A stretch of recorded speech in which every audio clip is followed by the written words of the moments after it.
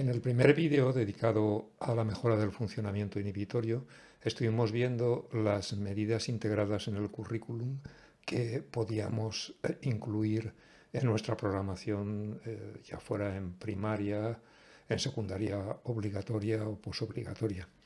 En este segundo vídeo veremos todo lo que no entró en la primera parte. Por un lado, tareas informatizadas para mejorar el funcionamiento inhibitorio y también intervenciones en preescolar basadas en juegos. Las tareas informatizadas pueden integrarse en el programa de acción tutorial de todos los cursos, desde educación infantil hasta prácticamente la universidad. En el caso de secundaria es aconsejable realizar 2 o 3 sesiones por trimestre en hora de tutoría en el aula de informática, normalmente.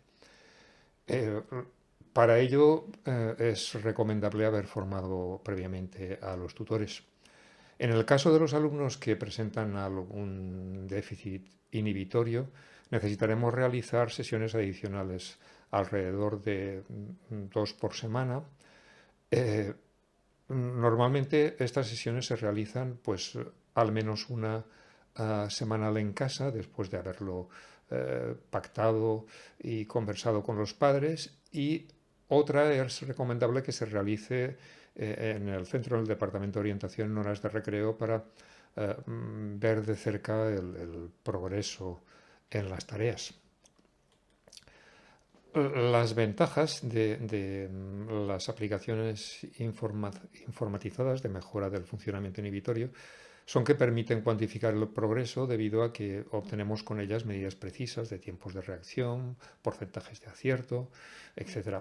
Pero no debemos cometer el error de tomar el progreso en estas tareas como un indicador directo de la mejora en inhibición, porque parte de esta mejora puede ser debida a la procedimentalización asociada a la práctica o a la simple maduración cronológica. Hay que tener en cuenta que, por ejemplo, entre los 10 y los 16 años, el progreso en función inhibitoria es relativamente rápido. O sea que si hacemos una medida inicial, un pretest en enero y hacemos otro en abril, aunque no haya habido una mejora relativa a la población de un sujeto, simplemente por maduración cronológica vamos a obtener una mejora en términos absolutos.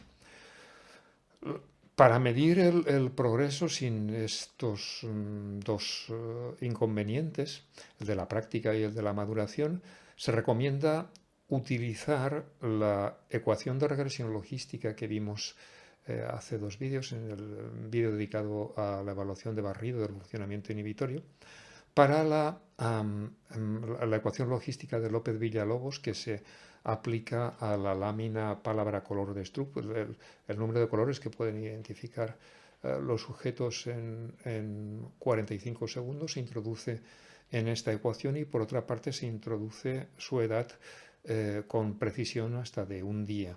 ¿Vale? De modo que obtenemos un punto de corte que va siendo va variando con la edad, ¿vale? Por ello, es conveniente reservar esta tarea, el Stroop palabra color, pues por lo menos hasta los 14 años, a fines diagnósticos, no de práctica, no de entrenamiento o rehabilitación. ¿Qué tareas elegimos entonces? Bien, es preferible elegir tareas en las que se da algún tipo de conflicto, porque el buen desempeño en ellas está asociado a buena atención, bajos niveles de ansiedad o buen estado de ánimo. De hecho, veremos en la siguiente diapositiva evidencia experimental de que una de estas tareas, pues por ejemplo, Flanker, causa una disminución en las respuestas emocionales negativas. Es decir, vamos a ver evidencia experimental, no solo correlacional.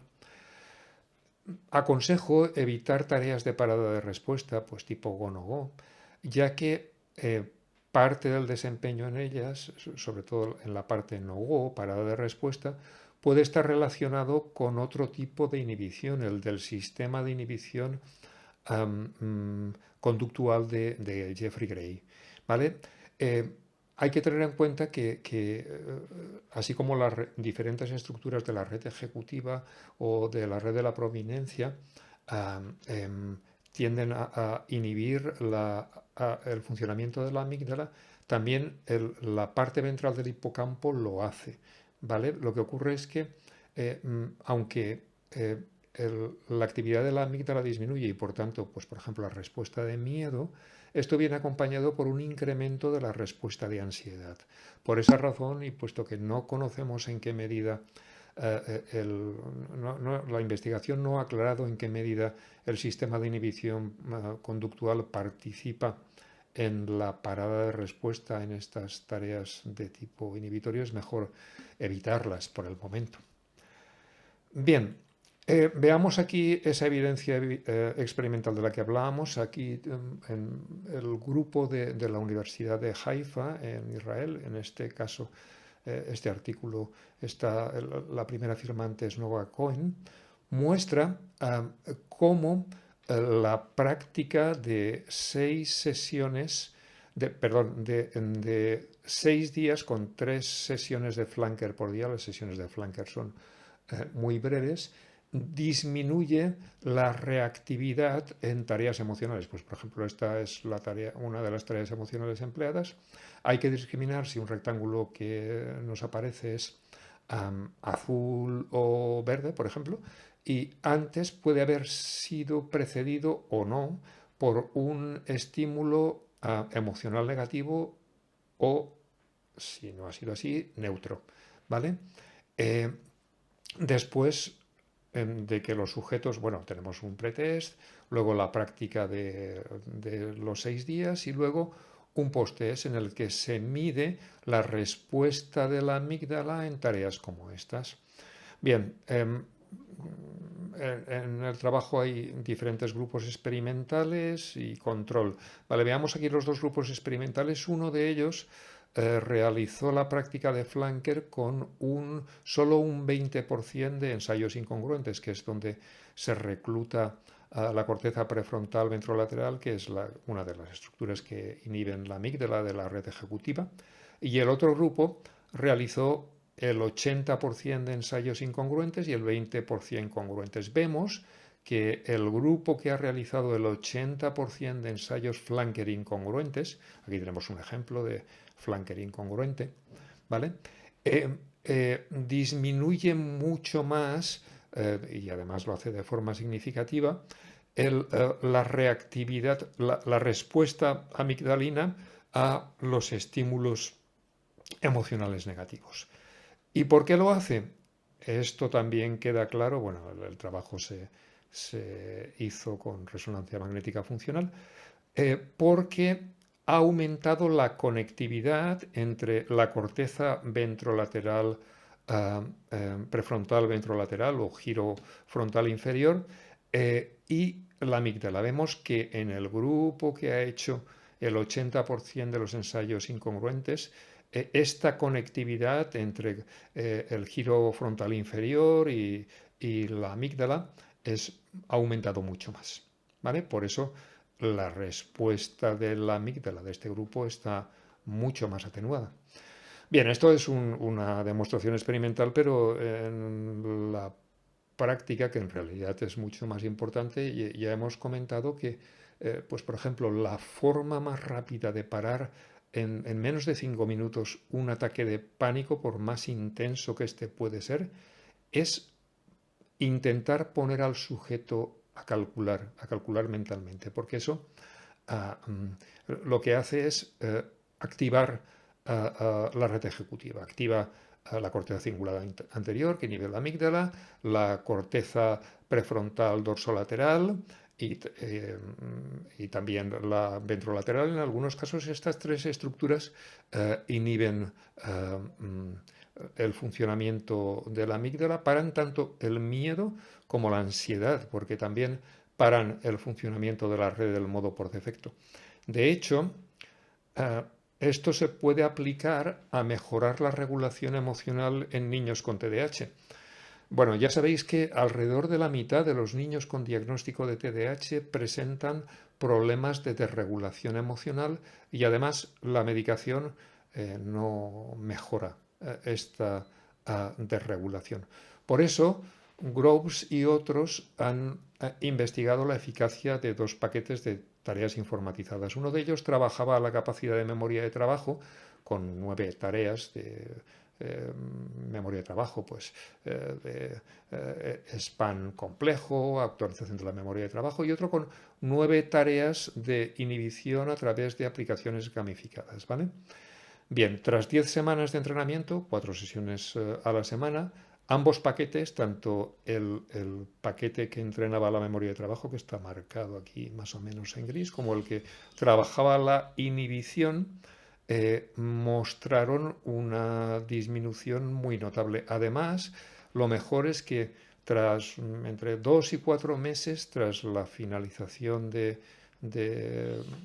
tratamiento, las las puntuaciones de desregulación emocional aún continuaban bajando, ¿vale? Por tanto, este tipo de tareas es muy relevante. Incluyo un enlace al artículo para que podáis ver el tipo de tarea que es y podáis aplicarlas en vuestro trabajo en la descripción del vídeo.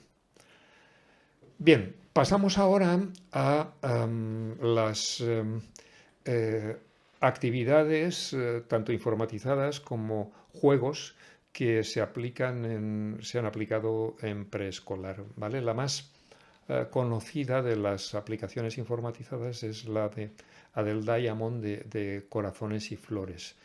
Al principio es una tarea Simon, vemos que cuando aparece un corazón tenemos que pulsar en el mismo lado de la pantalla táctil, aunque eso se puede hacer con un teclado convencional igual, que aparece el estímulo. Luego la siguiente fase es la fase Simon incongruente, en la que nos aparece una flor y tenemos que pulsar en el lado contrario de la pantalla táctil o del teclado.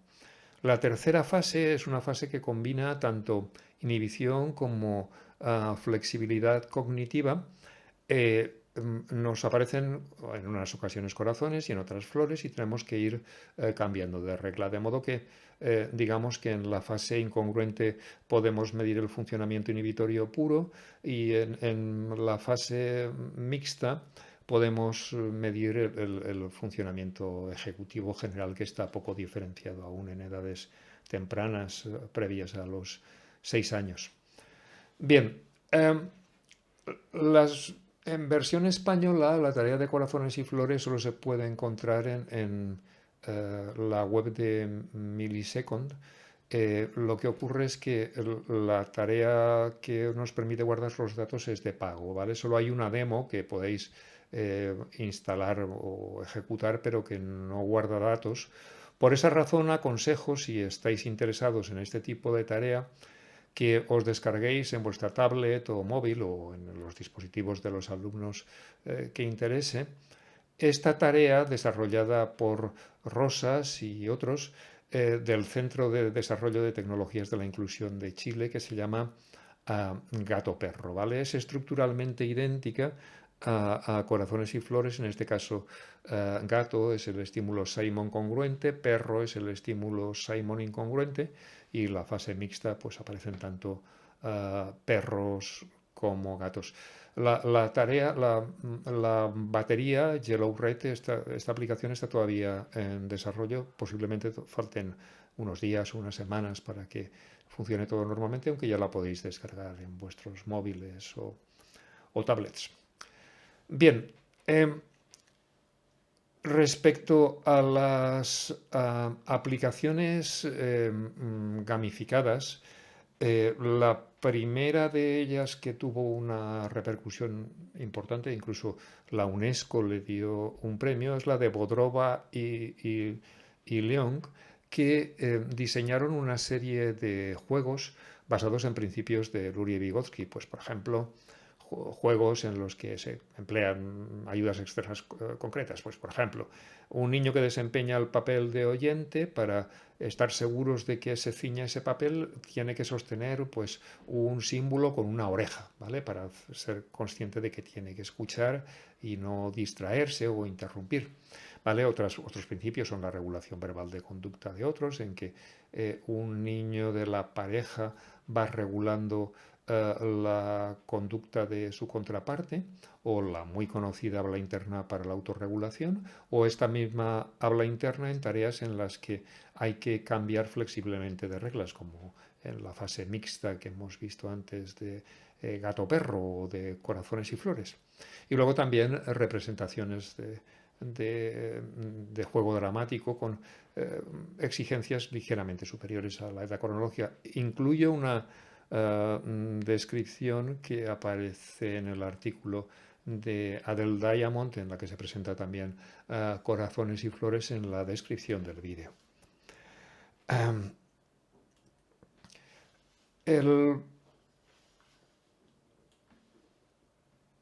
Este tipo de intervención basadas en juegos se hizo bastante popular a partir, sobre todo, del trabajo de Diamond, pero hay que señalar que en algunos casos la calidad y el diseño de muchas intervenciones ha sido pues realmente pobre. ¿Vale? Vemos aquí que aunque globalmente obtenemos pues por ejemplo en estas intervenciones en preescolar obtienen un progreso notable, pues por ejemplo en capacidad de memoria de trabajo, casi media desviación típica, es decir, una eficacia de media tirando alta. Lo cierto es que hay varias de estas intervenciones que tienen realmente poco o nulo efecto porque están mal diseñadas.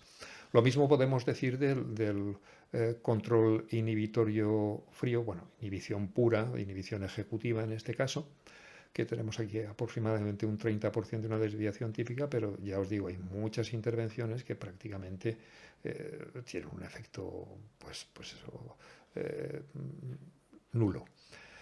En, el control inhibitorio caliente es más bien funciones de la red, el modo por defecto. El tipo de eficacia es más o menos similar, un tercio de una desviación típica. En flexibilidad cognitiva aumenta, se acerca a media desviación típica. Y también tenemos mejoras medias en síntomas del trastorno oposicionista desafiante o en los síntomas de TDAH. En este caso es la menor eficiencia, entre otras cosas, porque hay muy poca intervención en este metaanálisis. Aparecen muy pocos. En realidad podemos confiar que si una intervención está bien diseñada, aproximadamente podemos obtener cerca de 2/3 de una desviación típica en funcionamiento inhibitorio y también en la mejora de los síntomas comúnmente asociados a la disfunción inhibitoria. Un ejemplo de este tipo de intervención la dan pues los mismos autores que hemos visto antes en la tarea gato-perro, del Centro de Tecnologías para la Inclusión de Chile, que mostraron una serie de 15 juegos aplicados en niños en edad preescolar, en 94 niños. Estos 15 juegos, bueno, cada uno de ellos tiene una ficha, una descripción, que incluyo también en la descripción del vídeo. Estas fichas están en inglés, pero si buscáis un poco, seguramente encontraréis el original, que debe estar en castellano, porque son chilenos. Bien, veamos el tipo de mejora que se obtiene. Aquí vemos que, como antes habíamos visto, la mejora al final de la intervención es ya significativa, pero esta mejora se amplía tras 8 meses después de finalizada la intervención. Es decir, hemos conseguido mejorar el desarrollo, el crecimiento ejecutivo de estos niños, ¿vale? Además, lo que se comprobó al final del o sea, de 8 meses después de finalizada la intervención, que había una fuerte correlación entre el funcionamiento ejecutivo y el rendimiento en matemáticas. Por el contrario, no obtuvieron esta misma correlación en el rendimiento lingüístico. Digamos que las matemáticas requieren o implican mucho más al sistema ejecutivo a la red ejecutiva que el lenguaje. Bien, y ahora, por último, veamos las tareas informatizadas para secundaria. Normalmente en secundaria necesitamos seleccionar tareas más complejas. ¿Cómo se puede añadir complejidad a las tareas inhibitorias? Se puede añadir de dos formas. Por una parte, mediante tareas en las que operen concurrentemente varios efectos inhibitorios. Por ejemplo, al mismo tiempo, una tarea puede incluir efectos Stroop, Flanker y Simon. Veremos un ejemplo de esto con la tarea Canum, desarrollada en España por psicólogos de la UNED. Y por otra parte, podemos también hacer más complejas las tareas inhibitorias mediante tareas en las que el conflicto puede darse tanto en la presentación del estímulo como en la selección de la respuesta. Son lo que se llaman tareas de inhibición al cuadrado. Stroop al cuadrado, Flanker al cuadrado.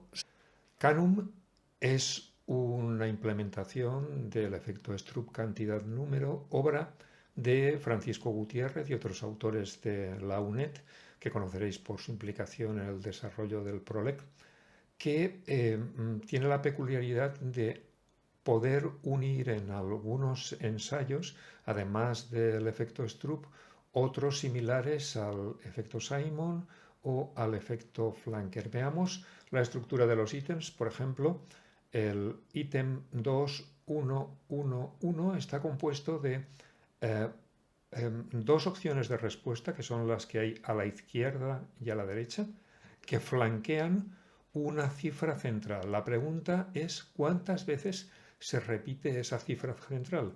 En este caso la respuesta es 2, porque hay dos unos. Tendríamos que responder con una tecla izquierda, pues por ejemplo mayúsculas izquierda.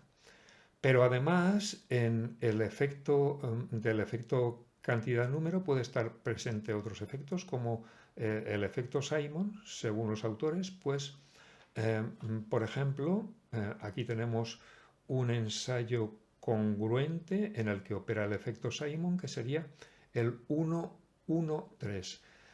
Al coincidir una de las opciones de respuesta, la respuesta correcta, con el número de base, con el 1, se crea una simetría espacial que potencia la congruencia del estímulo, ¿vale?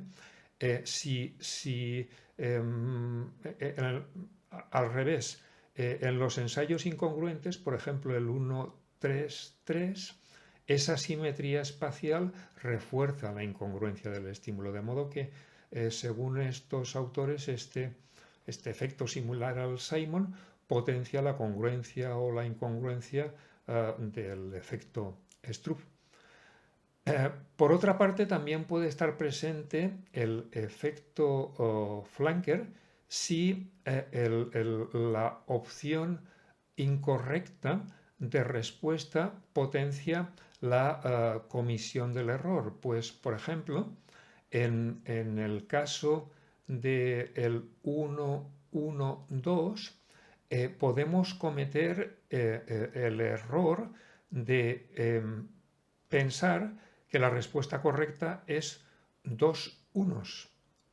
¿De acuerdo? Es decir, el efecto Flanker, en el caso de Canum, siempre dificulta la respuesta, a diferencia del efecto Simon, que puede operar conjuntamente con el Canum potenciando la congruencia o la incongruencia, el efecto flanker siempre aumenta la dificultad incluso en los ensayos congruentes. Bien, hay en la formulación original de Canum hay 96 ensayos, producto de 4 cantidades de 1 a 4 y de 8 números de base. En la versión Pebble, en vez de 96 hay 120 ensayos.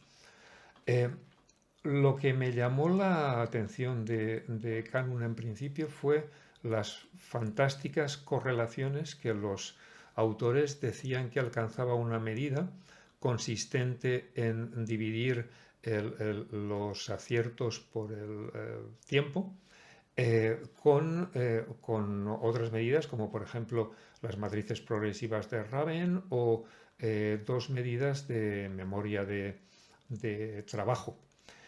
Bien, como veis, estas son las medidas de los ensayos neutros, congruentes, incongruentes, congruentes Simon, incongruentes Simon y flanker de los diferentes ítems Canum que vienen a estar alrededor de 0,6. Esas son correlaciones fantásticamente altas, mucho más de lo que habitualmente se suele dar con las medidas de inhibición. Me llamó la atención que, a pesar de que había estado hecho con la validación había sido realizada con alumnos de primaria y secundaria, no había ningún dato de correlaciones con rendimiento académico, de modo que, extrañado por eso y también por lo fantásticamente altas que eran las correlaciones, intenté replicar esos resultados con alumnos de primero de ESO. Bien, los resultados fueron absolutamente desastrosos. La correlación con el rendimiento académico no existe, ni tampoco con la competencia sintáctica, ni tampoco con la memoria de trabajo verbal, en este caso medida por el reading span, que veremos en un vídeo posterior.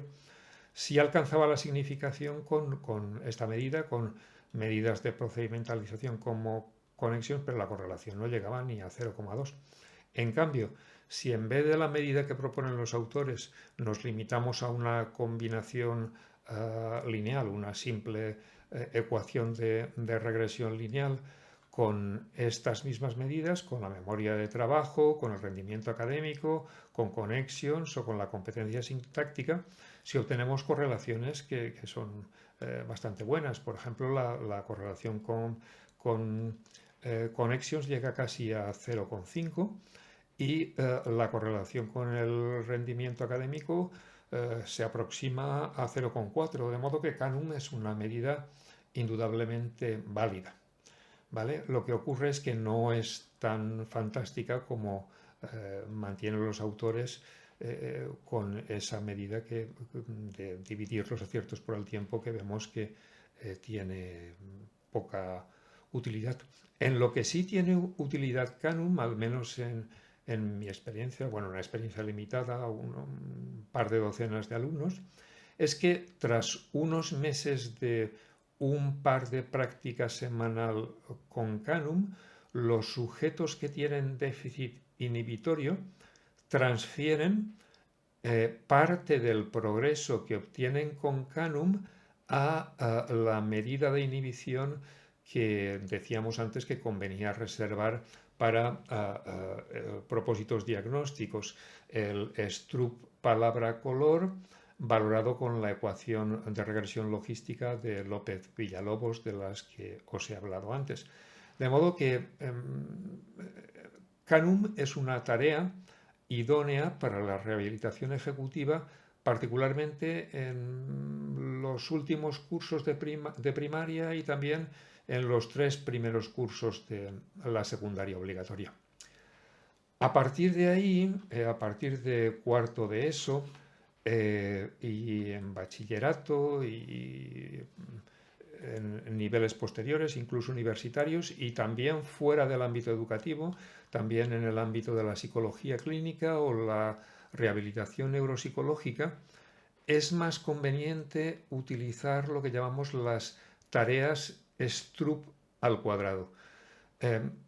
Flanker al cuadrado o Simon al cuadrado. Las tareas inhibitorias al cuadrado se caracterizan porque la congruencia o la incongruencia pueden darse tanto en la presentación del estímulo como en las opciones de respuesta. Por ejemplo, en el caso del Stroop al cuadrado, hay que juzgar el color en el que se presenta la palabra del estímulo y hay que responder con el sentido de una de las dos opciones de respuesta, ¿vale? En este caso tenemos un ensayo totalmente congruente en el que la respuesta correcta sería esta, ¿vale? Bien, en el caso de una incongruencia tanto en el estímulo como en la respuesta, en el caso de Stroop tenemos que aquí la respuesta correcta sería blue, pero escrito en rojo, ¿vale? Porque tenemos que la incongruencia se da tanto en la presentación del estímulo como en la elección de respuesta. Bien, luego hay combinaciones en las que la congruencia o la incongruencia puede darse solo en una de las dos partes, en la presentación del estímulo o en la elección de respuesta. En el caso de flanker cuadrado, lo que hay que juzgar, a diferencia del flanker clásico, es la dirección a la que apuntan los ángulos laterales, no el central.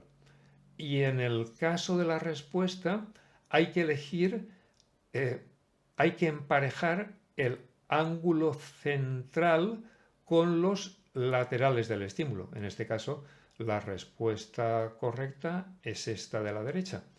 En el caso de un estímulo totalmente incongruente, aquí tenemos que la incongruencia se da tanto en la presentación del estímulo como en la elección de la respuesta. Aquí la respuesta correcta es también esta de la derecha, porque es hacia la derecha donde apuntan los estímulos laterales. Tenemos que elegir hacia dónde apunta el estímulo del centro. Y en el caso de la tarea Simon es algo similar. Bien, esta tarea es mucho más difícil, digamos que 3 o 4 veces más difícil si nos atenemos al tiempo que tarda en responderse que las tareas de base Stroop, Flanker o Simon. Fijaos que los tiempos de reacción, por ejemplo, en la tarea de Stroop al cuadrado, bien, digamos que cada tarea dura 2 minutos, pero los primeros 30 segundos son de práctica, o sea que los sujetos disponen de 90 segundos, 1 minuto y medio, para acumular puntos. La puntuación de la prueba es simplemente aciertos menos errores. Bien, veamos que en la media de sujetos de alrededor de 27 años, digamos con un nivel educativo bastante alto, más alrededor del 80% tenían algún tipo de estudio universitario, es de solo 31 ítems, es decir, casi les cuesta 3 segundos resolver un ítem correctamente cuando en la tarea Stroop palabra color clásica cada resolver un ítem de estos cuesta alrededor de medio segundo para sujetos jóvenes. Bien, esta tarea, pues ya os digo que por su nivel de complejidad, porque en realidad no solo trabaja la inhibición, porque también combina la flexibilidad cognitiva, porque tenemos que ir variando entre dos reglas, que además las reglas se oponen entre sí mutuamente. ¿Vale? Y además esto implica que también tiene una cierta carga de memoria de trabajo. Digamos que esto sería la tarea informatizada más útil para sujetos pues a partir de los 15 años. ¿De acuerdo? Puede ser realmente útil en casos como los del daño neurológico o también en casos de personas, de adultos con ansiedad excesiva o con bajo estado de ánimo. Bien, y esto es todo por lo que a la mejora de la inhibición respecta.